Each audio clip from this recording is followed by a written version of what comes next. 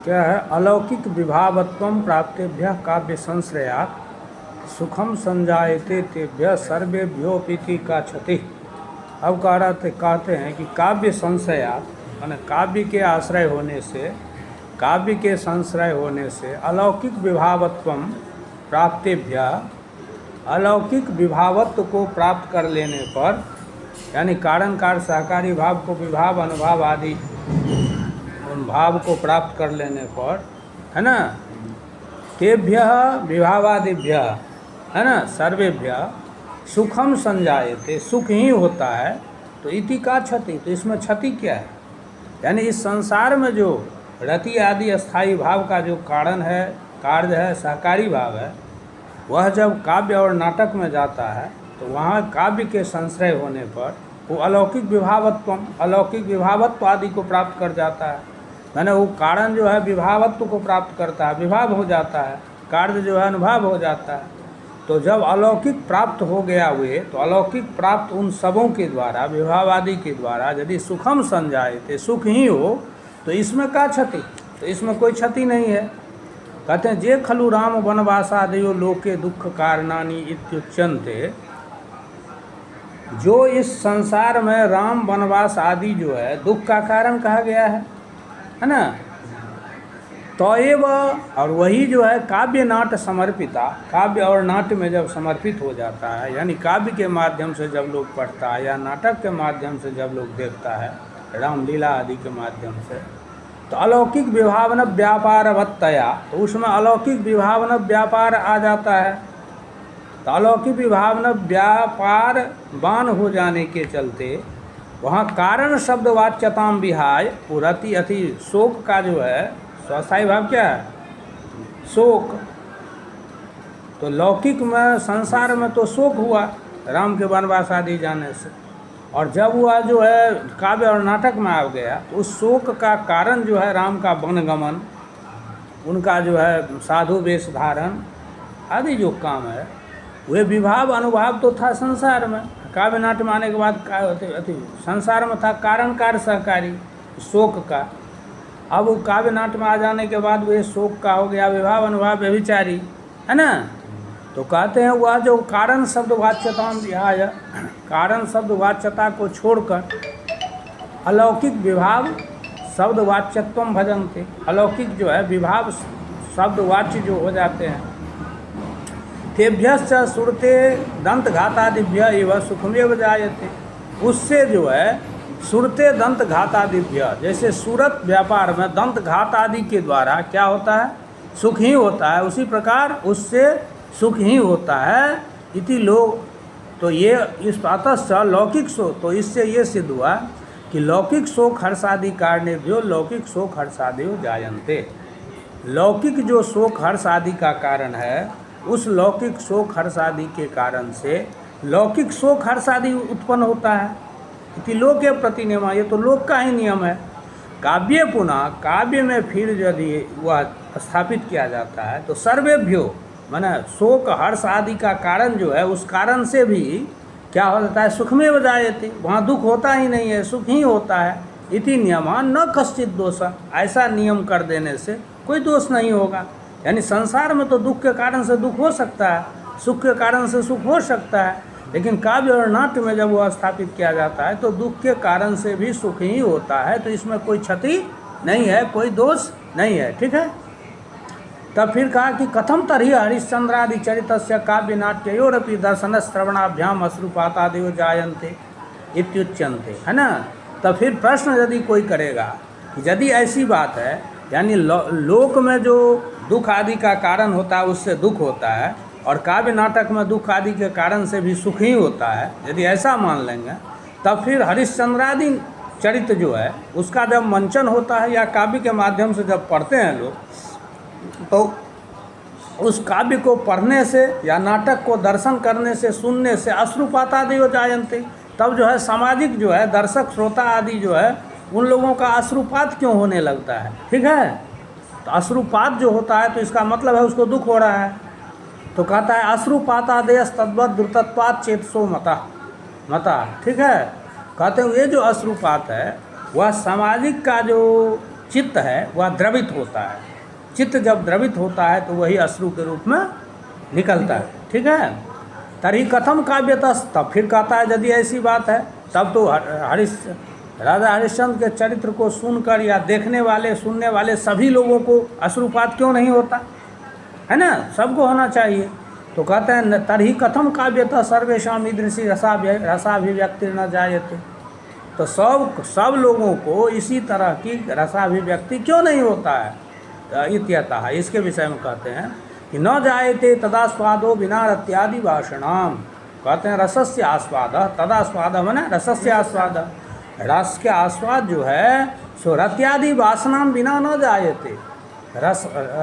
रत्यादि वासना के बिना माने रत्यादि अस्थाई भाव जो है वासना रूप में जिसमें विद्यमान रहता है उसी के द्वारा वह जो है सो आस्वादित होता है, सबके द्वारा रस आस्वादित नहीं आता। यही कहता न जायते तदा स्वादो तस्य आस्वाद न जायते, हैं रत्यादि वासनाम बिना, रत्यादि वासना के बिना उसका आस्वाद नहीं होता है। तो अब कहते हैं हम मान लिए, लेकिन बहुत आदमी को तो इस जन्म में वासना देखी जाती है लेकिन उसको जो है रस आस्वाद नहीं होता है। तो देखो वासना चेत तदानीन तनिम प्राक्तनी च रसास्वाद हेतु, कहते हैं वासना जो है इदानीन तनी और प्राक्तनी दोनों वासना होनी चाहिए। इदानीन तनी माने इस यही लौकिक और प्राक्तनी माने पूर्व जन्म का, दोनों जन्म का वासना यदि रहेगा तो वही रसास्वाद कर सकता है। रसास्वाद का हेतु है इदानीन तनी वासना और प्राक्तनी वासना। ठीक है, तत्र जत्राद्या न स्यात्, तो जिसको इस जन्म में नहीं है वासना, आद्या माने इदानीन तनी, प्राक्तनी माने पूर्व जन्म का है वासना लेकिन इस जन्म में उसको वासना नहीं है तो उसको भी रसास्वाद नहीं होगा। क्यों? तदा यदि ऐसा होने लगे कि पूर्व जन्म के वासना के आधार पर में भी इस जन्म में रसास्वाद होने लगे तब तो श्रोत्रिय जरण मीमांसकादि नाम अपनी स्यात्, तब श्रोत्रिय माने वैदिक जो होता है और जरण मीमांसक जो होता है माने वृद्ध मीमांसक, उस सबको भी रसास्वाद होने लगेगा लेकिन उस सबको रसास्वाद होता नहीं है क्योंकि उसको प्राक्तनी मान लिए हम कि पूर्व जन्म में उसमें वासना है पूर्व जन्म का, लेकिन इस जन्म में तो उस श्रोत्रिय वेद पढ़ रहा है, मीमांसा पढ़ रहा है, तो काव्यार्थ का परिशीलन तो कर नहीं रहा है, तो इसलिए उसको इदानीं तनी वासना नास्ति। ठीक है, यदि द्वितीय न स्यात्, यदि मान लिया जाए कि इस जन्म में तो उसके पास वासना है रत्यादि लेकिन पूर्व जन्म की वासना नहीं है, तब जो है यद रागिनाम अपनी केशांचित रसोद्बोधो न दृश्यते, तो ऐसा भी देखा गया है जो इस संसार में बहुत बड़ा योगी है और वो योग साधना में लगा है लेकिन उसको जो है रसोद्बोध नहीं होता है, ब्रह्म प्राप्ति नहीं होता है, भगवत प्राप्ति नहीं होता है। क्यों नहीं होता है? तो उसको पूर्व जन्म की वासना नहीं है, इस जन्म की वासना तो है पूर्ण रूप से। तो इसलिए उस रस को प्राप्त करने के लिए दोनों प्राक्तनी और इदानीं तनी वासना आवश्यक ही वर्तते। ठीक है, उक्तम च धर्मदत्ते न, कहता है कि जैसा कि धर्मदत्त ने कहा है कि सवासनानाम सभ्यानाम रसस्यास्वादनम भवे, सवासनानाम सभ्यानाम, ऐसे सभ्य माने सभासद, सभा में बैठे हुए सहृदय सामाजिक, तो सवासनानाम सभ्यानाम, वासना युक्तानाम सभ्यानाम माने सभासदानाम, वासना से युक्त जो है ना सामाजिक, तो उस ऐसे सामाजिकों को रसस्य आस्वादनम भवेत्, रस का आस्वादन होता है।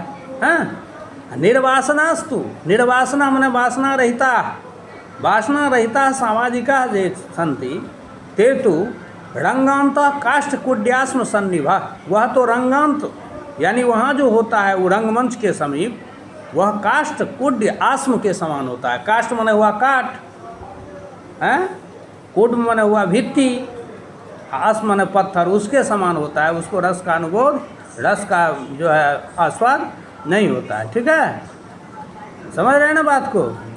रंगांता माने नृत्यशाला मध्य, तो वैसे निर्वासना वासना रहित जो सामाजिक होता है वो जो है नृत्यशाला के मध्य में काष्ठ कुड्यास्म, काष्ठ माने लकड़ी, कुड्य माने भित्ति, आस्म माने पाखंड के समान होता है।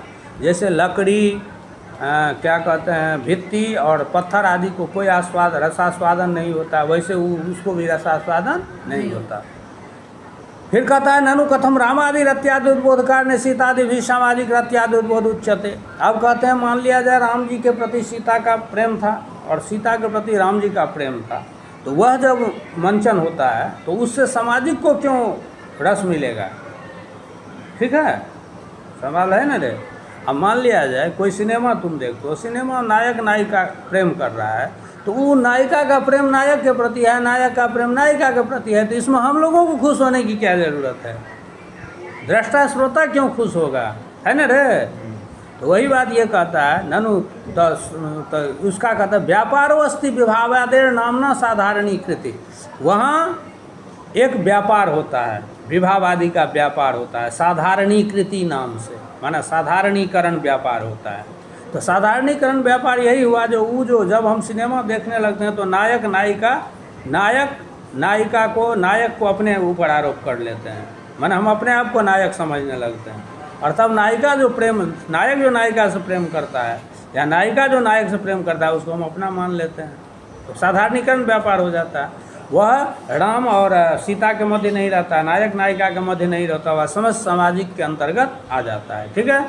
तत्प्रभावेन जस्यासन पाथोथिक प्लवनादय, जब श्रोता अपने आप को राम समझने लगता है ना, तब वह क्या करता है, तो राम के द्वारा किया गया जो पाथोधि है, पाथोधि प्लवनादय माने समुद्र का लंघन आदि जो है कर्म, वो अपने आप को मानने लगता है। वो थोड़ी समझता है राम ने समुद्र का लंघन किए थे या समुद्र में सेतु बनाए, तो कहता हम बनाए हैं। वो अपने ऊपर में राम को आरोपित कर लेता है, तब ना उसको आनंद आएगा।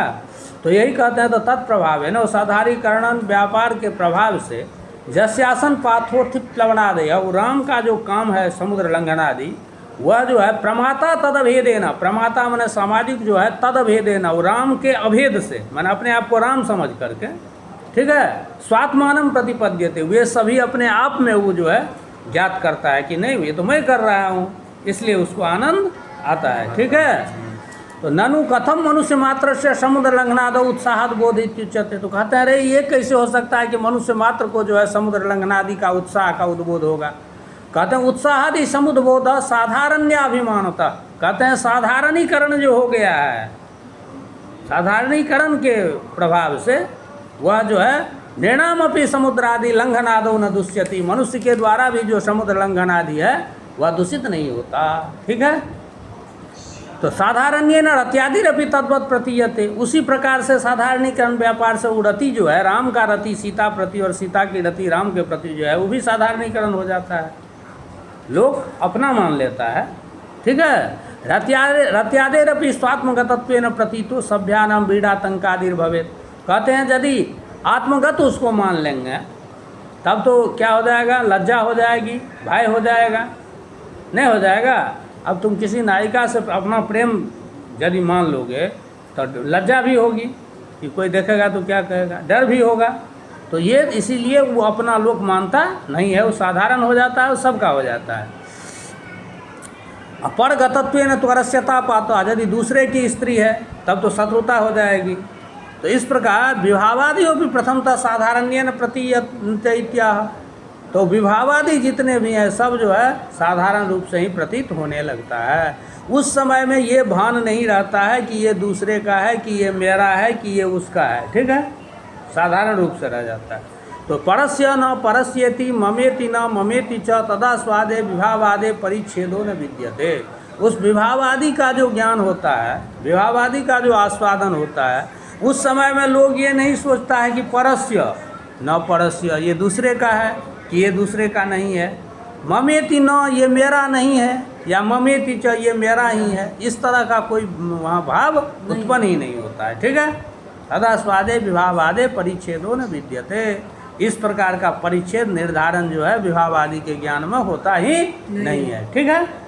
तो ननु तथापि कथम अलौकिकत्वम एतेषां विभावादि नाम इत्युच्यते, तो फिर कहते हैं कि फिर भी ये विभावादि का अलौकिकत्व कैसे हो जाएगा भाई, वो तो सीताराम का है या नायक नायिका का है। तो कहते हैं विभावादि व्यापारम अलौकिकम उपेयुषाम, जब विभावनादि व्यापार अलौकिक हो जाएगा, ठीक है, तो अलौकिकत्व मेतेषाम भूषणम न तो दूषणम, तब जो है इसको अलौकिकत्व होना भूषण ही होगा न कि दूषण। ठीक है। आदि शब्दाद अनुभाव संचारण है, विभाव आदि है ना, विभावनादि, तो आदि शब्द से क्या लेंगे, तो अनुभावन लेंगे, संचारण लेंगे। ठीक है। तत्र विभावनम रत्यादेर विशेषणा स्वादांकुरण योग्यता नयनम। तो विभाव क्या करता है, तो रत्यादि को अंकुरित कर देता है, विशेष रूप से अंकुरित। जैसे बीज बोया जाता है तो पहले अंकुर होता है, तो विभाव जो है रति आदि को अंकुरित कर देता है। ठीक है। अनुभावनम एवं भूतस्य रत्यादे समनंतर एवं रसादि रूपतया भावनम। अनुभावन क्या करता है, अनुभाव। ठीक है। तो वह अंकुरित जो बीज जो विभाव द्वारा अंकुरित हुआ है उसको रसादि रूप में प्रकट कर देता है। ठीक है। अब संचारणम क्या करता है, तो तथा भूतस्य व तस्य सम्यक चारणम। अब वह जब रस बन गया तो उसको ठीक ढंग से वो संचरित करता है, माने फैलाता है। इस प्रकार ये तीनों का काम हो गया। तो विभावादि नाम यथासंख्यम कार्य कारण कार्य सहकारित्व कथम त्रयाणाम अपनी रसोद्बोधो कारणत्वम इत्युच्यते। अब फिर कहता है कि विभावादि तो यथासंख्यम, विभावादि तो क्रमशः है, विभाव अनुभाव सहकारी भाव तब रति आदि है ना। तो ये त्रयाणाम अपि, ये तीनों को रसोद्बोधे कारणत्वम, रस के उद्बोध में कारण कैसे मान लेंगे हम, ये तो तीनों है, क्रमशः है, अलग अलग है। कहते हैं कार्य कारण संचारी रूपा अपि ही लोकता। कार्य कारण और संचारी जो है बताए थे ना, हैं, तो कार्य कारण संचारी अपि ही लोकता, ये तो लोक से है, लौकिक है। रसोद्बोधे, रस के उद्बोध में विभाव आदि जितने हैं, विभाव अनुभाव सहकारी, सब कारणान्यवते मता, ये सभी कारण ही हो जाते हैं। ठीक है। धनुतरी कथम रसास्वादे तेषाम एक प्रतिभास उच्यते। तो कहते हैं फिर जब रस का आस्वादन होता है तो सब मिल करके एक ही का अनुभव क्यों होता है, यदि वह सब मिल के कारण है। कहता है प्रतीयमान प्रथमम प्रत्येकम हेतु रुच्यते। कहता है प्रतीयमान जो है माने ज्ञायमान के समय प्रथमम, पहले तो प्रत्येकम हेतु रुच्यते, पहले तो प्रत्येक एक एक कारण मिल लगता है।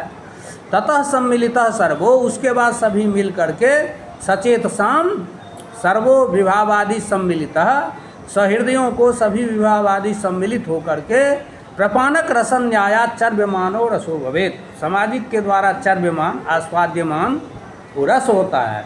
तो कैसे रस होता है, तो प्रपाणक रसन न्याय, प्रपाणक रस का न्याय बताया। प्रपान रसन न्याय माने हो गया शरबत जैसे हम बनाते हैं, शरबत में पानी भी देते हैं, चीनी भी देते हैं, नींबू भी गाड़ते हैं और भी कुछ कुछ दे देते हैं।